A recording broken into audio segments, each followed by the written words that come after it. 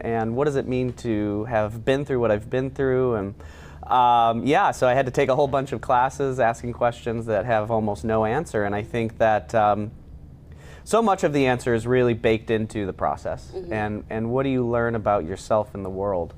And so I think, you know, when I reflect on my time as a skater and the success that I had, I think what I'm most grateful for is the lessons that it taught me about life and about being the best version of myself. When was the moment where you decided, you know, after 2014, that you and Meryl were not going to compete like that anymore? I mean, I had decided, I think we had both decided well before. You know, we really pushed the pedal to the metal through our career. And just the mental stress involved in bringing our A game to practice every day. You know, I think it made it clear that we couldn't physically or mentally really continue. And I mean, we were 26, I think, at the time.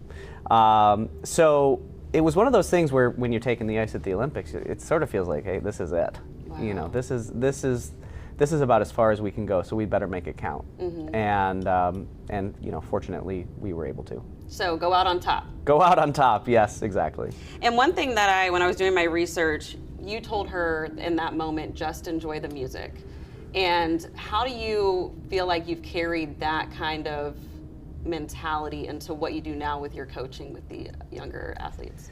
Yeah, that's a great question. One of the highlights of the Olympic season for us was our free skating music. We skated to Scheherazade, and we both just absolutely loved the music. Every time we listened to it, we felt inspired.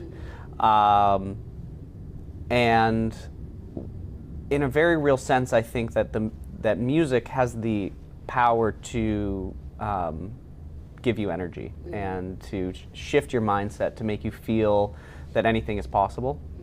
And you know, we had trained so hard. I mean, we could have probably put earplugs in and done our job. But really, what we wanted was to be able to be present in that moment. And I think that in terms of how have I transitioned into coaching, you know, maybe taking that little snippet and moving forward with it. It's a reminder for my students to be present. And sometimes it's using the music, sometimes and one of the benefits of ice dancing is having a partner. Being able to use the other person to recognize what they're going through and identify what you're going through at the same time. Because it's not just about accomplishing something, but it is about living it and being present. But really, the most fundamental point is just, what does it bring into your life? For you, was there anything, were you ever not present when you were in that part of your life and feel like you accomplished so much, but you looked back and maybe didn't really appreciate it for what it was in that time? I think that, yeah, of course. I mean, there were certainly times in my career where I wasn't present. And I am a highly competitive person, which probably doesn't come as a shock to anyone. I would say, to get where you got. who knows that I won the Olympics, you know, it's tracks. And I think that for highly competitive people, there's a tension between letting that competitive spirit drive you and being, you know, possessed by it in some ways. And that, you know, some of the harder moments of my career was when I was so focused on not winning exactly, but being the best skater that I could be from a competitive angle, that I lost touch with what was I doing. That merely competing, it can be a powerful tool, but it's not enough to sustain you. Like losing the why, kind of? Yes, kind of, yeah. And so I think that in those moments, and again, the best thing about ice dance is having a partner and having someone there who's like, hey, where are you? I see you, but do you see me? Yes, you know, don't forget that, you know, and Meryl and I, we started as kids. You know, we started as kids and we had no idea what we were doing. Y'all live near each other, right? That's right, yeah. We were 10 minutes away from each other. We started as kids. We didn't know anything about ice dancing. Wow. We didn't get into it with aspirations of Olympic gold. That didn't come until we were adults, until we had graduated high school. And the whole time we were doing it just because we liked it. And I think that because we enjoyed practicing, we made the most out of every day. And I think that the more that anyone can enjoy what they're doing, probably they're going to do a better job. And so that was my experience, and oftentimes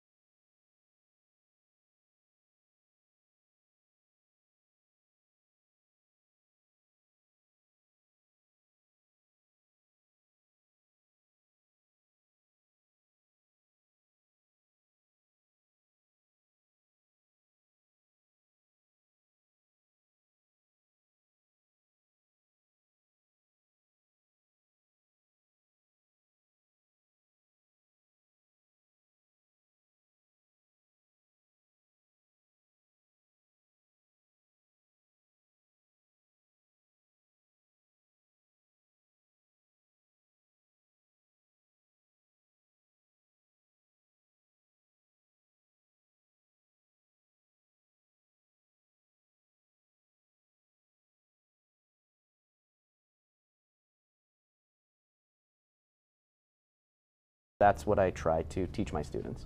So now, what's your relationship like with her? Are you guys still in touch? Are you guys like, oh, we spend 17 years with each other every day, we need a little break? I mean, we're really not that close, but at the same time, I think that we have this connection. And even when we were skating together, I mean, we weren't very talkative.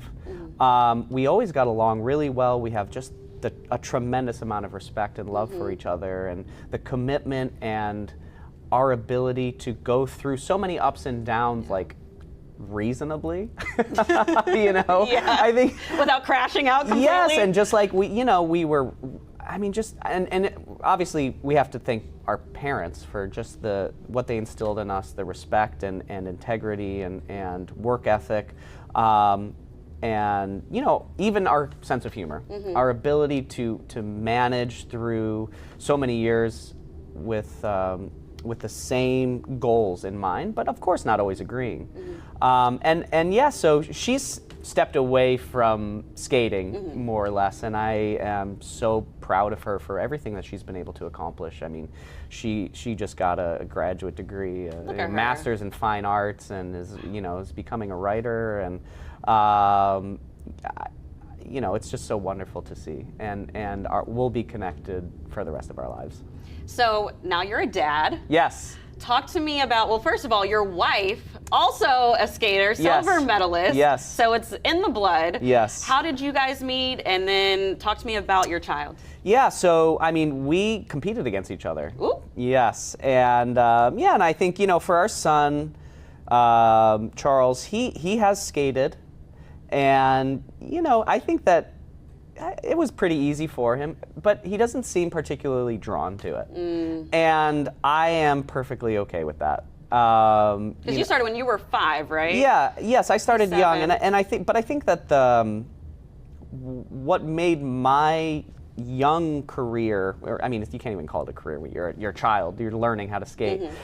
You're just a little skater. It's just, I loved it. The sensation, the speed, the specific, technical difficulties, they were all so just enjoyable for me in a fundamental way. And for my son, he doesn't encounter skating quite the same way, and that's perfectly fine. And I think too that, let's say he were to totally commit himself to figure skating, I mean, obviously I would be happy to give him some tips. To say the least, right? But you know, I just treasure my relationship with him as a dad. What for you is the next step? Like when you think about, I know you're coaching now, is there any other hill you want to climb? I think that right now what I'm really enjoying about coaching is the intimate experience and the learning that I get to go through. I think so many people think of coaching as this kind of authoritarian, top-down, distilling information and delivering it into a brain. Mm-hmm. And I think for me, coaching is much more of an art. Yeah. And I'm not much of an artist. But from what I can tell, the greatest artists have a kind of relationship with their craft where it speaks to them. And, my craft is people. And one thing I've always said is you can be a phenomenal athlete, but that doesn't necessarily mean you're going to be a phenomenal coach. Yeah, absolutely. Right? Yes. You could be good at you, but not good at being a leader. For you, what do you think makes a good coach? What do you think makes the best leader? I think first and foremost, being a leader requires leading by example. And, the commitment. And for me, so much of it is enthusiasm. Being able to bring enthusiasm, to bring a spark of joy, without necessarily saying like, I expect you to meet me here. Yeah. But because I feel that I've found a good balance, at least in my own life, for my personality, and that so much of my success practically came from my ability to enjoy what I was doing, not out of fear, not out of a sense of just obligation or duty, but because it's awesome. It's awesome to be able to do what we do, and so in that way, I try to lead by example, and it's not hard. I mean, I really do enjoy what I'm doing, and I think that the skaters, I mean, I call them kids, but really they're all adults. They have a sense for that. They have a sense that with that is a space of safety, that failure is just a lesson. That as long as they can say, hey, I'm doing the best I can, there's going to be hard days. Are you a screamer on the side, or are you No, more of like no, you give them a look and they know, like, get it together? Or my motivational tactic is, you're choosing this. Mm-hmm. You don't have to be here. If you don't want to be here, I don't want to be here. Yes, I'll be okay. I'll be fine. Yeah.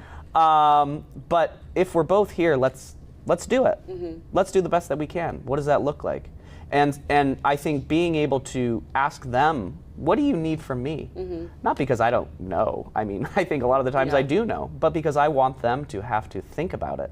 I want them to become, engaged and to critically analyze themselves, their job, their performance, and not to make me redundant, but to give them the tools so that they don't always have to look at me and be like, hey, what is he thinking? Yeah. What does he want to tell me? It's like, I trust you guys because we figured it out together. What is the process?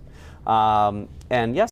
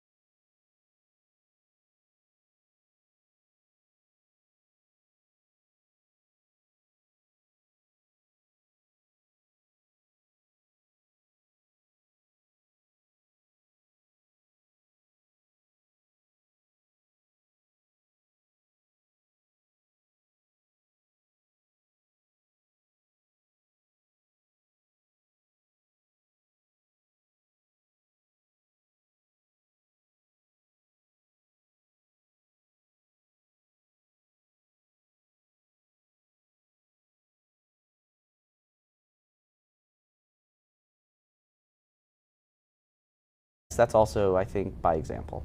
Do you get nervous for them? Like, so when that music kind of gears up and they're about to perform, does it take you back to your 24, like, does it take you back to that space?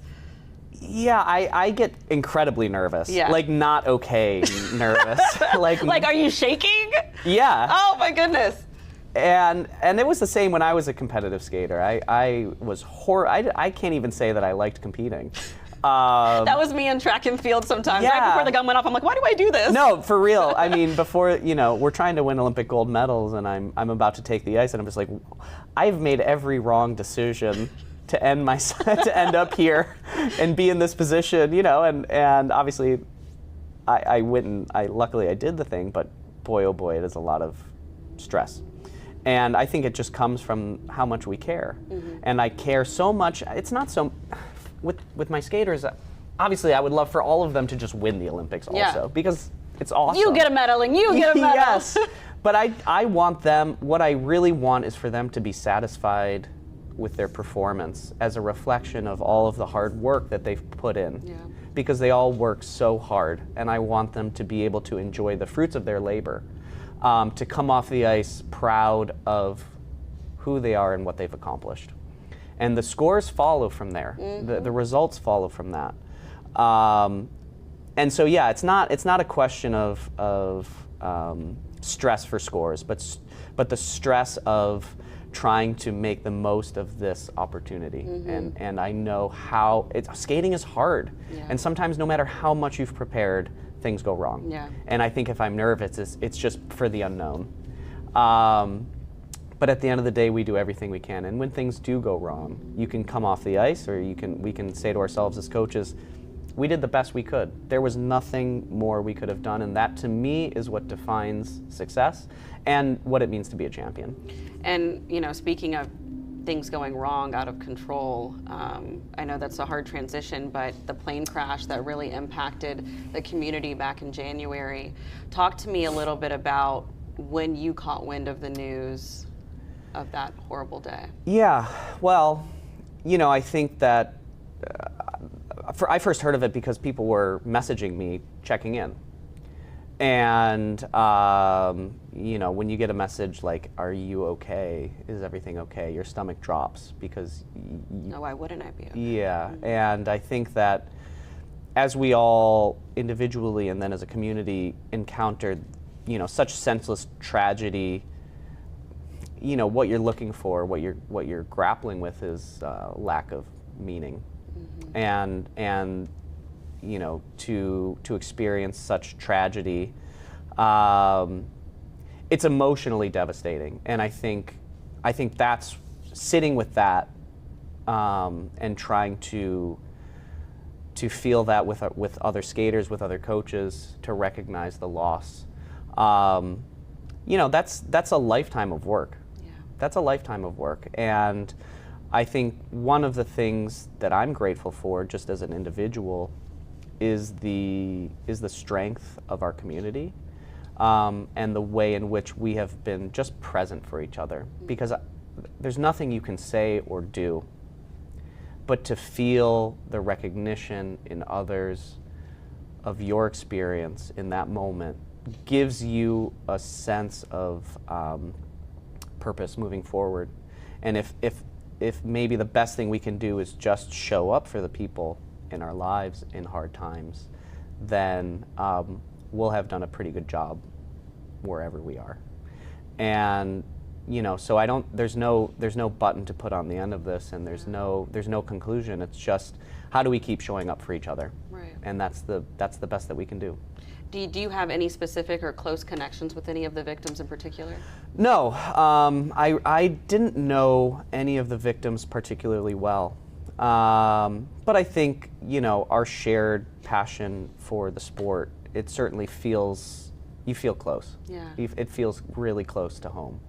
And I think just the faces, the names, the ages, and the dreams, that you lose in that process. It's hard not to feel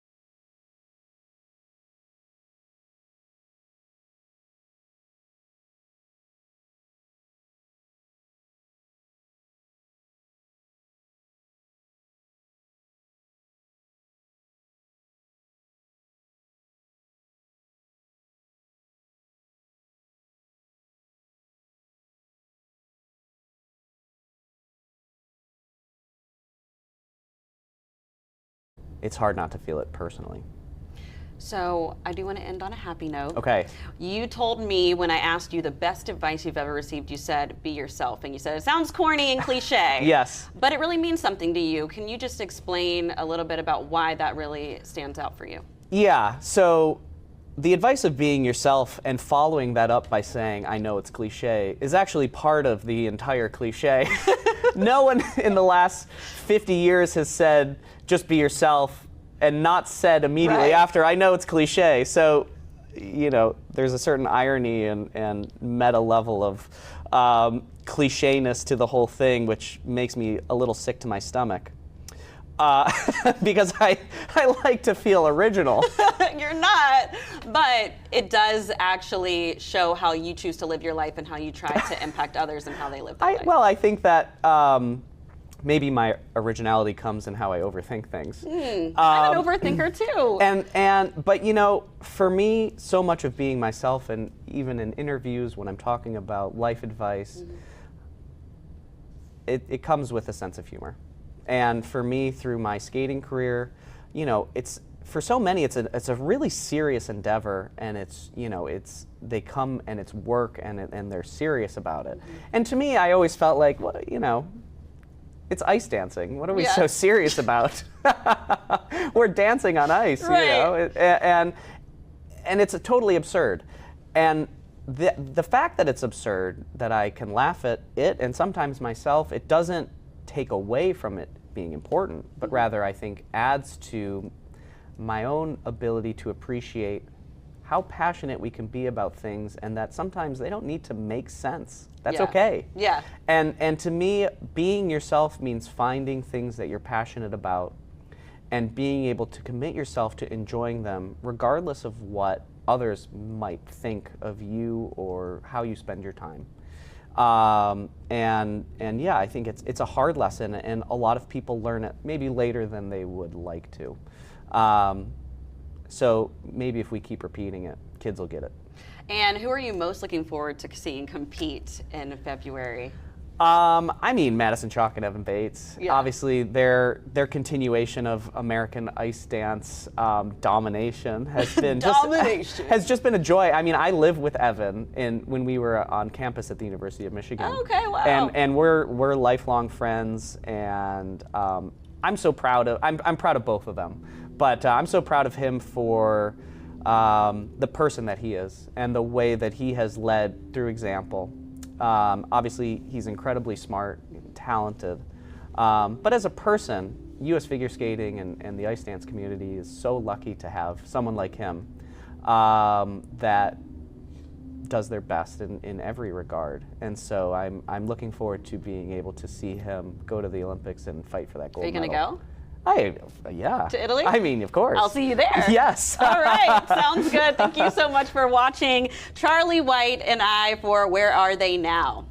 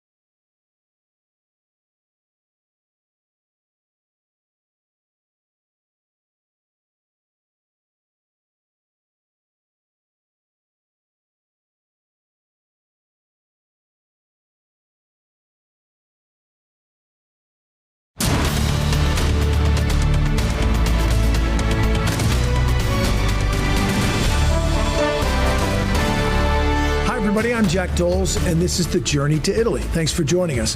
Figure skating became part of the Olympic Games in 1908, and the United States has dominated. 16 medals for Team USA in the men's competition, 8 gold. That's the most of any nation. U.S. women have won 23 Olympic medals, 7 gold. Again, most of any nation. And we expect to have a very strong team, perhaps the strongest ever, in Milan Cortina.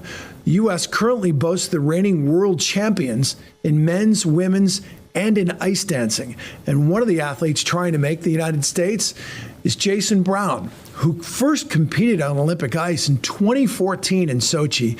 Now in his 4th Olympic cycle, he's trying to make his 3rd Olympic team. Jason, you've been to 2 Olympics. Yeah. Why was it important for you to try and make a 3rd team? It honestly starts with the love of the sport and that determination of like, I feel that I have more to give and I have more that I want to explore when it comes to skating. There are more challenges that I want to tackle, more obstacles I want to really figure out how to overcome. And I think that's what keeps me motivated. More stories I want to tell. You know, in skating there's that performance aspect where we get to really bring ourselves and express ourselves in such unique ways. And there was still more that I wanted to give to the sport, and that's honestly the simplest answer of like why it started. But for me, it was kind of each year I would set a different goal of what I wanted to achieve or something that I wanted to try or that was new that really kept that motivation going. And then before I knew it, I was like, oh my gosh, the next year is the Olympic year. Well, let's do this. You know, it was one of those like step-by-step, What story are you telling this time around? So my free program especially is, I'm skating to the song Say Something. It's a cover, Jacob Banks is the vocalist who's singing that cover. But it's all about finding my voice, using my voice, advocating for myself. I've been in the sport now over 25 years, and so I've gone through immense highs, numerous lows. There are times where I've, sat back and got trampled on and had to figure out how to find myself and how to speak up and how to advocate for myself and persevere. And so that's really, I really hope comes across in that performance. It's just very raw, it's very real, and it's, the first question you asked about going for a 3rd Olympics, that is so rare in this sport. I've been through teams where I've made 2 teams. I've also not made an Olympic team, and I think there's so much that we learn about ourselves in that process, and I really have felt that this program, and really too, both of my programs really capture my career in a lot of ways. There are a lot of people out there that struggle to find that voice. Yeah. How did you find it? How did you persevere? Point blank, and I don't ever wish this on anyone else, I had kind of like a really low. And I think when I hit that rock bottom, you have this moment where you can either let it break you and stay down, or you figure out a way to put the pieces back together and move forward. And when I hit that rock bottom, I made a promise to myself that I would never let myself feel this way again. I would never let anybody or anything make me feel that way, and I wouldn't let anything define me. In the sport, again, any success, any failure, any good or bad moments that I would have as an athlete would not define who I was as a person and not define my career as a skater. And I think it gave me a lot of strength. It taught me a lot about myself. I realized, it's like looking in the mirror and realizing, oh my gosh, I didn't understand how much I let other people's opinions of me or other people's narratives that they would write literally or figuratively, impact me and chip away at my self-worth. And so it really was in that moment I flipped the page, I made that promise to myself, And I started slowly but surely speaking up for myself, using my voice, whether that was when I was on the ice with my coaches and speaking up, whether that was with the US Federation and kind of making it a little bit more collaborative. And then also shifts as you get older. So, when you're starting a sport when you're 5 years old, I'm 30 now, my parents, just like how you think of like parents, like if your parents treated you the same as a 5-year-old and a 30-year-old, but they're always going to be your parents. Right. But that relationship evolves. People go to college, they move on. Their parents are always going to be there, and they're always going to have that loving, hopefully, that loving, supportive relationship. But at the same time, that relationship has to evolve, and that was something that I struggled with a lot as I was growing up in this sport. But it was such a necessary thing, and yeah, as I mentioned, I just had that breaking point, and it was all about, let's put these pieces back together and get stronger from it. I mean, we're used to seeing the Jason Brown that gets on the ice and there's a big roar like last night. Yeah. You see the smile and the happy. Were you caught off guard by the low? Do you know, I will never get used to that feeling of just stepping on the ice and hearing the roar from the crowd. I think it's so rare to be in a sport for so long, and to have a career, and even just a public career in terms of even in terms of Olympics. Like, if I make this team in Milan, it will be a 12-year span from my first games. And I think that I can't even comprehend that, and the fact that I'm still doing it, but what's so amazing is that I've had the privilege of bringing the audience and the skating fans along the ride, and they've been there for me and with me every step of the way. So they've seen every great and bad performance. They've seen me pick myself back up off that ice, literally, falling in front of thousands and getting back up and continuing on that performance and just cheering me through those moments. They've been there to, cheer me on through the most magical skates, and they've, in a lot of ways, have not wavered, and that support, I feel like, has just grown, and I've gotten to be vulnerable in front of them and learn how to interact with them in a way that's just really been organic over these years. And they've watched me evolve. They've watched me grow up in this sport. And I just appreciate all that support. But no, I remember competing at the World Championships. It was my first time ever doing a home Worlds, which was the 2025 World Championships in Boston. And just stepping on the ice when they called, representing Team USA, representing the United States of America, Jason Brown, and I had just chills and just felt this overwhelming sense of pride and support. And I got in that starting pose and I was like, let's bring it.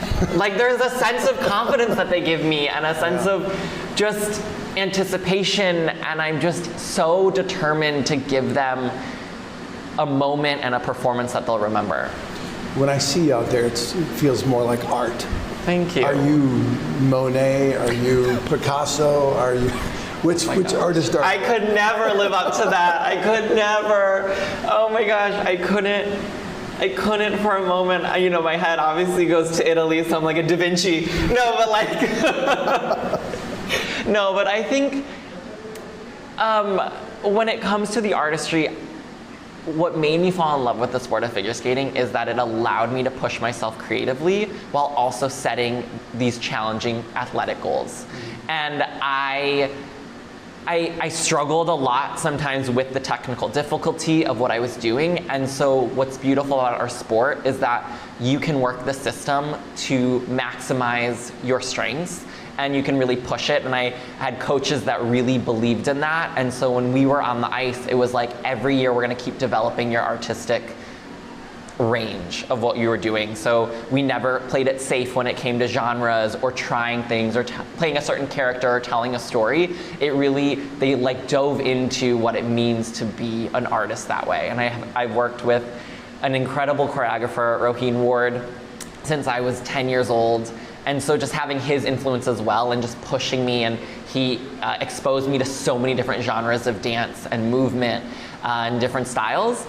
And he brought in his own interpretation as well. So I just have been so fortunate to have so many incredible people around me to push that limit of the sport, or push those limits of the sport.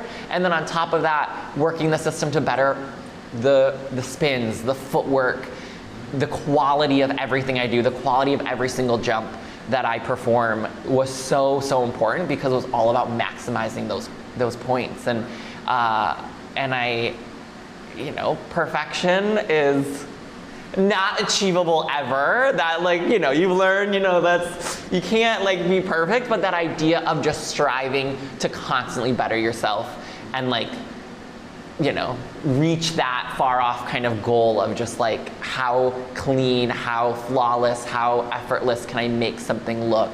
I just, I think my dream too as an athlete, especially in a sport like figure skating, I want the audience, I want the judges to kind of have that moment where they sit back and they're like, we're watching a performance. We've got to take a quick break. When we come back, more of our conversation with Jason Brown. We'll ask him what it's like to be the old guy now, and also why it was so important for him to try and make a third Olympic team.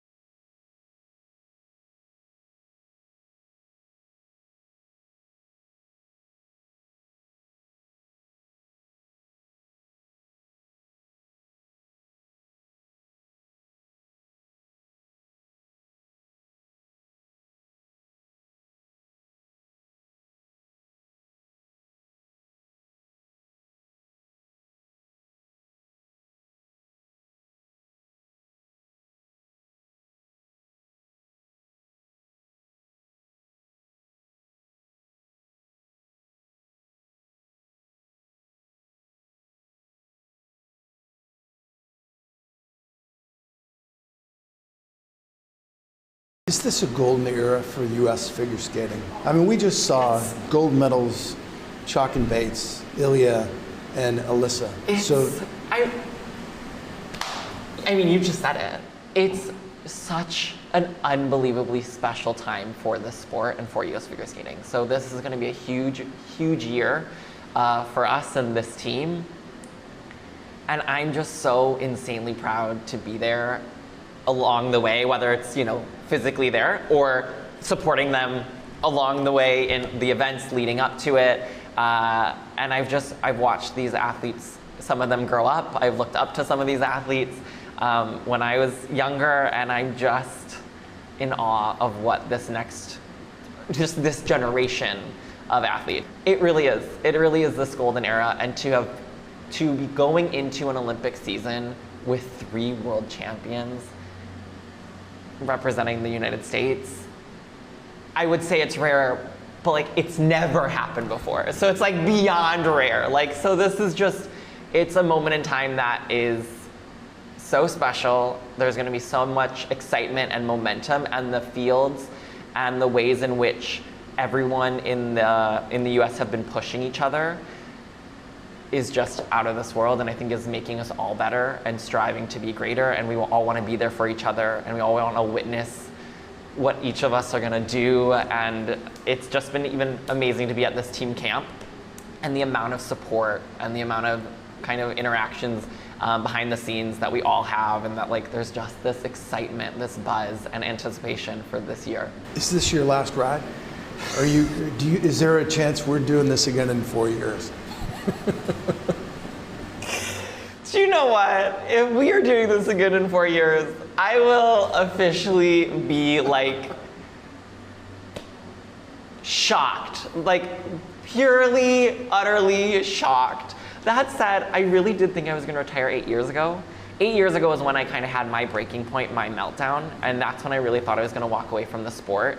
And that's kind of where I had that tipping point where I was like, I can either walk away and be fine, like be proud of the career that I had, or I can pick these pieces up and end on a note that I could be, I don't want to call it proud of, but complete in terms of like how I said, like I really was shattered. Like I can figure out a way to put these pieces back together and see if I can move forward in a stronger way. And to me, I said, fine, I'm gonna, not fine, but I was like, you know what, I wanna do this, I wanna finish in a different way.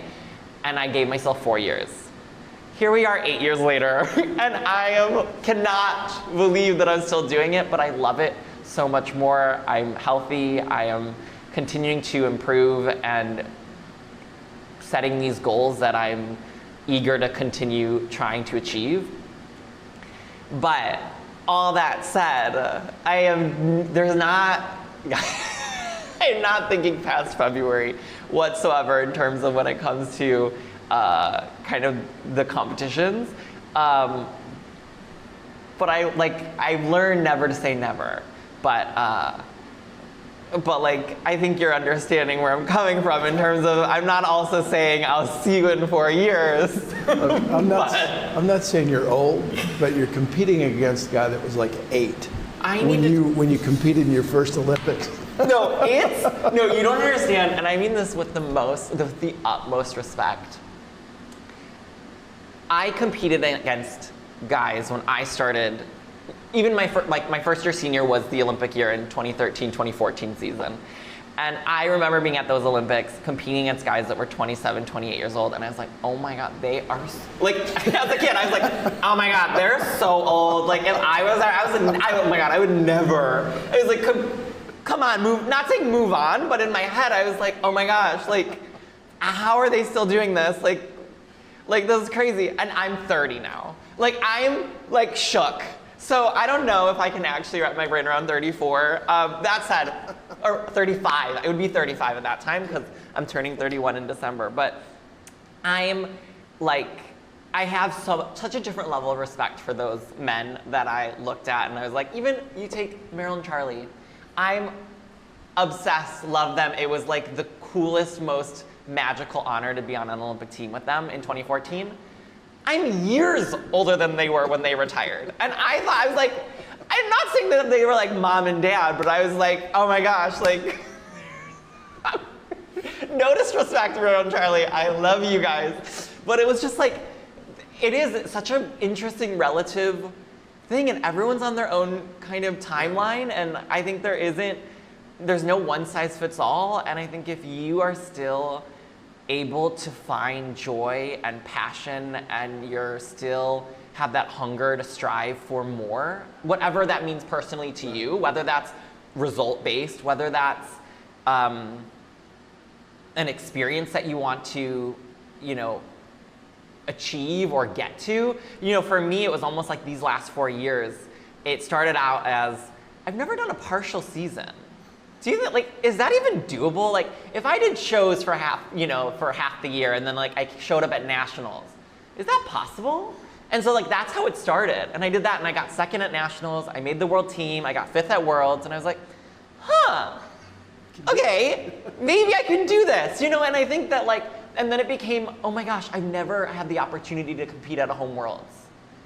Oh, I've heard it's such a magical, emotional moment. Okay, like I don't want to give up on that dream. Well, so, you know, like, in 2032. I know, when it came out, my best friend, full honesty, was like, my best friend texted me and was like, so, did you see this article? And it was basically announcing that the Olympics will be in Salt Lake City, and I was like, yeah, and she was like, so the next goal, right? Like, she was like, I'm pretty sure home Olympics? And I was like, oh my gosh, maybe in some other capacity. How hard is it to wrap your head around the fact, though, that one of the guys you'll compete against plans on doing 7 quads in his routine? It's, for anyone even listening to this interview, you have to understand that it is unheard of. Like, there's one thing for someone to say, my goal is to do 7 quads, and there's another thing to have Ilya, who he can do 7 quads. Like, there's a difference to say like, oh, well, hopefully one day I can reach this goal. The fact that like not only can he set that for himself, but like he could achieve that. Like, it's possible, and like I see it with my own eyes when I'm watching him, and it is out of this world, so unbelievable what he's able to do. There's nobody like him, and I think it's really an honor to get to be part of the skating world, to see him potentially accomplish that. Like, I couldn't even have thought that 7 quad program was even in the realm of possibilities. My hat's off to Ilya. And hopefully I'll be in the rink to witness it. Last thing, Yeah. 20 years from now, when you're skating out there with a cane in your 12th Olympics. Okay, wait. Hey, I will take the 12th Olympics. Skating out in a cane, if that is my reality, no offense to anyone that's skating out with a cane, there's nothing wrong, but that is definitely where I call it. What are you hoping what's your legacy? I just really, really want to leave my mark, obviously as an athlete and in my skating career, but also down the road in some other aspect of this sport, where I can use my voice and I can use my platform to not only inspire the next generation, but also change the sport for the better and continue to make an impact for the next many, many, many generations of athletes coming through. But as far as it goes with like as a skater in this sport, so much of my career I felt so devalued because of what I lacked. And I always had this, if only, what if, you could be so good if, you don't deserve it because you don't have X. And I just want the next generation growing up to believe in themselves and to know that like every single day, if you step onto that ice, giving it your 100% and you're constantly striving to be your best self and trying to set these goals and trying to continue to persevere, and the sport teaches you so much, and if you can just keep at it, you deserve to be in those rooms, you deserve to be at those events. If you get assigned to a competition, you're there because you've earned it, and you're just as valuable as anybody else. And I want that next generation to know that, because I spent so much time not believing that in myself, and it became so destructive. And I'm so proud that I've had a long career where like I have learned those mistakes, and I've learned how those negative thoughts and feelings can really chip away at, you know, not just your mental state, but your self-worth. I just feel like if I was able to stay focused and just continue to strive to be like I said, my best every single day when I came to the rink, what more could I ask of myself? What more can I do? And to advocate about that. Like, you take working on a quad jump. I've worked every single day. I've stepped into that rink. I give it my absolute all. I wish people saw me training and fall over and over and over, and working on the harness and working off the ice, and just like the amount of injuries that I've had, the amount of like, you know, all those different things along the way that like as athletes we just cover up, we move forward, we treat them, we like, you know, and there's all these behind the scenes, and know that I am trying my very best. And I think before, every time I went to the rink and I wasn't successful with it, I just felt little by little the sport was moving on without me, or I didn't belong in the sport anymore, or even though I was continuing to improve, it wasn't enough to make a world team or be one of the top contenders at an event. And it was something that I was told over and over again, like, you know, you can't do X without Y, and it was just a constant, and little by little I kept proving people wrong. And slowly, it started as a way of me proving people wrong, but the reality of it was like, I had to start not proving to myself, but believing in myself that no, I can do this. Not as a way of like, I'm gonna keep proving people wrong. Be like, I need to not prove to myself, but I need to believe in myself that this is, that there is room for me in this sport, and that I can make an impact. And I'm just so proud that I have. You can just hear in that conversation, can't you? The energy that Jason brings to life every day, and his passion for putting on those skates and performing. I haven't seen anything quite like it. And it'll be really something if he gets that chance to do it for a third time in his career. Only one U.S. skater has competed in 4 Olympics. That's Evan Bates. And Evan's bidding to make his 5th Olympic team. He'll be one of the conversations we have going forward on the journey to Italy. For now, I'm Jack Doles. Thanks for joining us, and we'll see you next time.